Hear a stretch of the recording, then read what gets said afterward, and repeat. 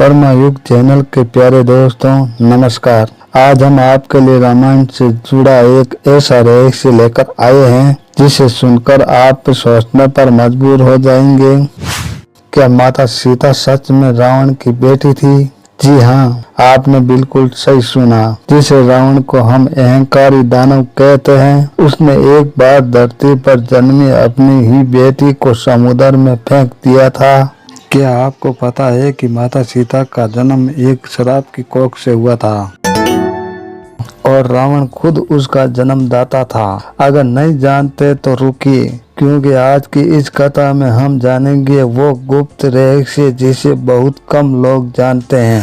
आज हम जानेंगे रावण, मनोदरी और माता सीता के जन्म की वह कहानी जिसे सुनकर आप कह उठेंगे, हे भगवान, ये सच है। तो क्या आप तैयार है इसे अनोखी कथा को सुनने के लिए? चलिए कथा शुरू करते हैं। एक सांप से, जहाँ एक राजकन्या की गोद से जन्म लेती है एक देवी। बहुत समय पहले की बात है, लंका जो सोने से भी ज्यादा कीमती मानी जाती थी, वहाँ रावण राज करता था।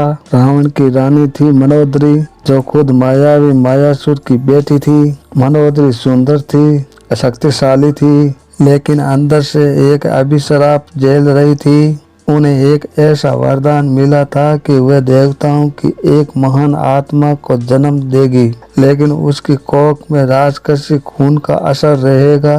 कई साल बीत गए, मनोदरी को कोई संतान नहीं हुई। रावण को इस बात का बहुत दुख था। एक दिन रावण ने भगवान शिव की पूजा करने का फैसला किया। उसने बहुत ही कठिन तपस्या की। रावण की तपस्या से प्रसन्न होकर शिवजी ने उसे एक वरदान दिया। शिवजी ने कहा कि उसे एक ऐसी बेटी मिलेगी जो बहुत दिव्य और तेजस्वी होगी, लेकिन साथ ही वही बेटी रावण के अंत का कारण बनेगी। ये सुनकर रावण मुस्कुराया। उसे लगा, एक छोटी सी कन्या मेरा क्या बिगाड़ सकती है।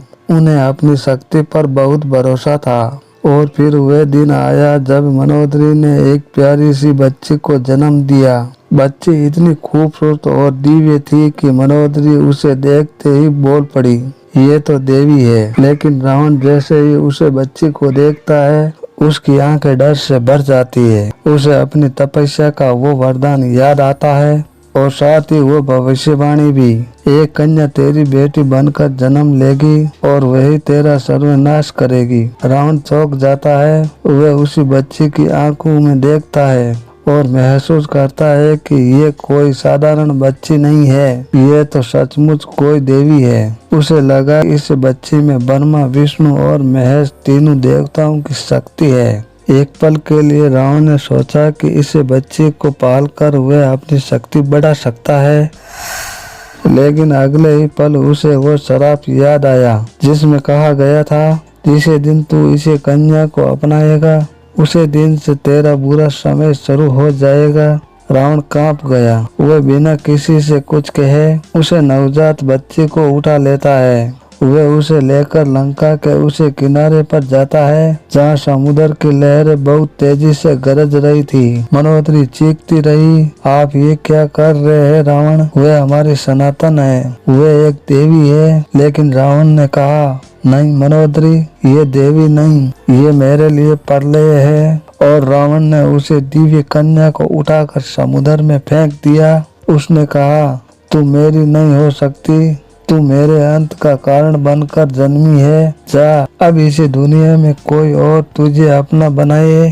पर क्या कोई देवी को डुबा सकता है? नहीं। समुद्र ने उसे अपनी लहरों में समेट लिया।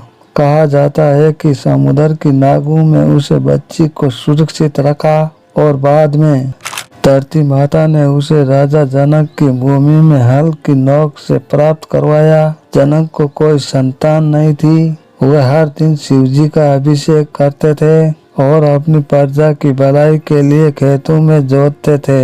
एक दिन जब उन्होंने हल चलाया तो धरती से एक प्यारी सी बच्ची मिलती है। वह मुस्कुरा रही थी और उनके चारों ओर एक दिव्य चमक थी।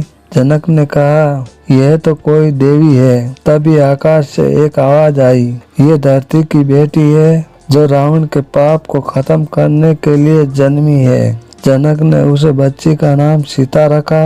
अब आपको ये जानकर और भी हैरानी होगी कि कुछ धार्मिक किताबों के अनुसार माता सीता कोई और नहीं, रावण और मनोदरी की ही बेटी थी। लेकिन ये बात जनक के मन में कभी नहीं आई। उनके लिए तो सीता ही केवल धरती की बेटी थी।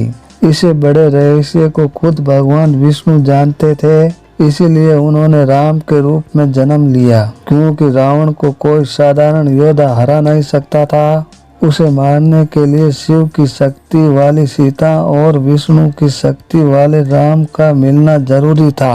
आपके मन में ये सवाल आ रहा होगा कि अगर रावण जानता था कि ये बच्ची उसके अंत का कारण बनेगी तो उसने उसे मार क्यों नहीं दिया? क्योंकि वह बच्ची कोई साधारण बच्ची नहीं थी, वह तीनों देवताओं ब्रह्मा विष्णु महेश की मिली जुली शक्ति थी।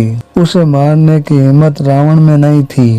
रावण चाहे जितना भी ताकतवर था, लेकिन वह जानता था कि जिसे इन तीनों देवताओं ने भेजा है उसका अंत कोई नहीं कर सकता। इसीलिए रावण ने सिर्फ इतना किया कि उसे खुद से दूर फेंक दिया। लेकिन देखिए भाग्य का खेल, वह बच्ची जो रावण से त्यागी थी, बड़ी होकर श्री राम से विवाह करती है और रावण के लंका में पहुंचकर उसके विनाश का कारण बनती है।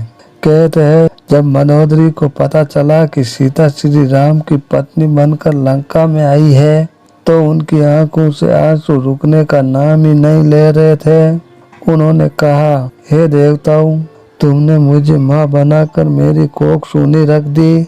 सीता को देखकर मनोदरी का दिल रो पड़ा, क्योंकि उन्होंने लगा जैसे उसकी अपनी ही बेटी सामने खड़ी है। लेकिन वह कुछ बोल नहीं पाई।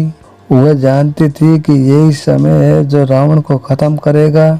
जब रावण ने सीता का हरण किया तो सबसे हैरान करने वाली बात यह है कि सीता ने एक बार भी उसे पिता नहीं कहा, क्योंकि वह देवी थी और उसका लक्ष्य धर्म की स्थापना करना था।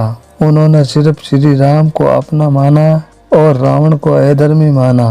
जब रावण सीता को जबरदस्ती लंका में ले गया तो पूरे रास्ते में और अशोक वाटिका में रहते हुए सीता ने एक बार भी रावण को पिता, पालक या किसी भी तरह का सामान नहीं दिया, क्योंकि वह जानती थी कि रावण धर्म के खिलाफ है। वह जानती थी कि रावण उन्हें जबरदस्ती लाया है, जैसे उसने अपने अहंकार के कारण दूसरी स्त्रियों को भी अपनी इच्छाओं का शिकार बनाया है।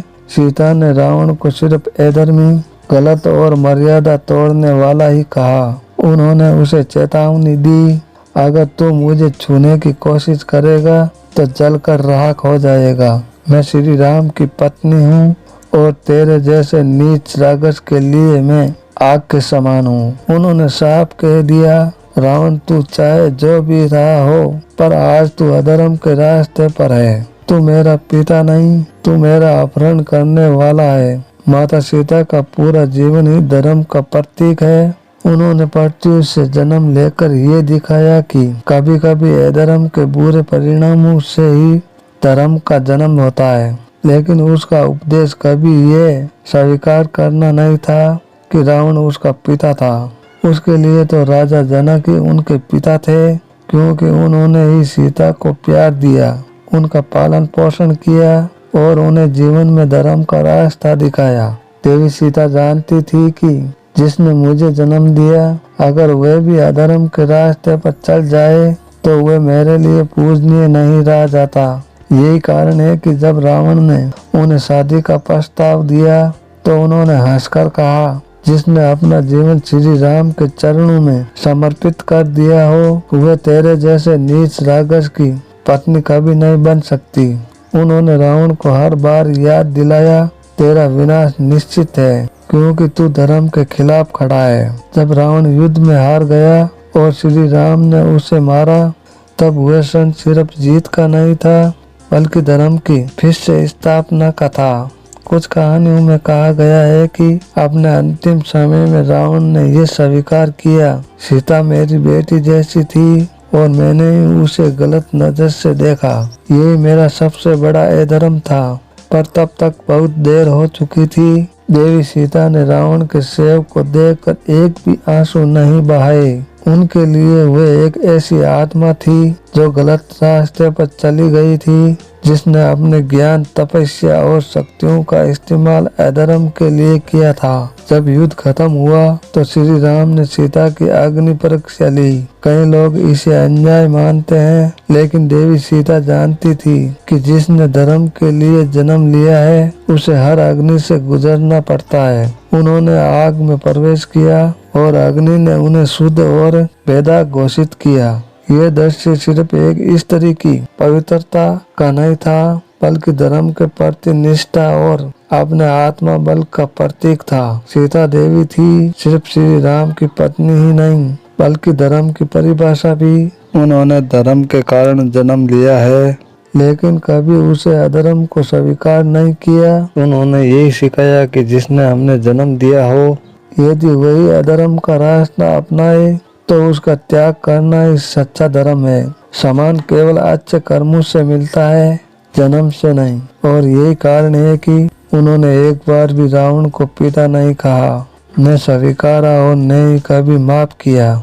इस कथा से हमें एक बहुत गहरा संदेश मिलता है। कभी कभी जिसे हम त्याग देते हैं वही हमारे जीवन का सबसे बड़ा सच बनकर लौटता है। रावण ने जिसे समुद्र में फेंक दिया वही देवी बनकर उसकी मौत का कारण बनी। ब्रह्म युग के प्यारे दर्शकों, अगर आपको ये रहस्य धार्मिक कथा दिल से पसंद आई, अगर आपने कुछ नया सीखा, तो इस वीडियो को लाइक जरूर करें, कमेंट में जय सीता मैया को लिखें और हमारे चैनल ब्रह्म युग को सब्सक्राइब करना न भूलें, ताकि हमें आपके लिए ऐसी रहस्यमय और ज्ञानवर्धक कथा लाते रहे।